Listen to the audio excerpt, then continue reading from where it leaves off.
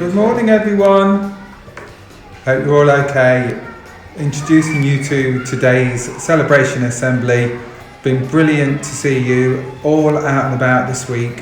Have a fantastic day, and I'm going to hand you over to Mr. Durkin. Good afternoon, good morning, good day, good Wednesday, good Saturday, good Sunday, good Monday. It doesn't matter when you're actually watching this, because you can watch this whenever you want to. I'd like to say that you've again had a very successful week, children. It's an absolute pleasure to see on Seesaw the amazing work that's going on. The behaviour around the school has again been excellent. Your attitudes towards your learning, superb, and your teachers actually deserve a round of applause. They're working so hard. So to every adult in the room right now, if you are in class, I'd all like you to give them a good clap. Right now, give them a clap, please. Well done, adults. You're doing great. Right, okay, that's enough. Hopefully you're listening back to me. I like the attention. Right, children. Again, we've got some special stars this week, but you'll notice something different as we go on through this week.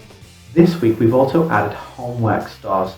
Your homework has been utterly amazing. It really has. I'd like to thank your parents for the support. I've just been into one class and I asked them who's brought in their homework, and I think all the children except 3 hadn't brought it in and done it yet.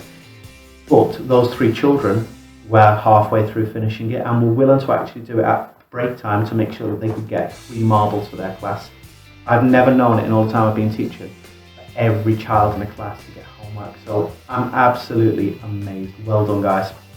Okay, so in a second we're going to watch our resilience star and our homework star for some of the classes. And again, a special well done, a special thank you, a special teachers, you can have 2 days off now because I think you all deserve it.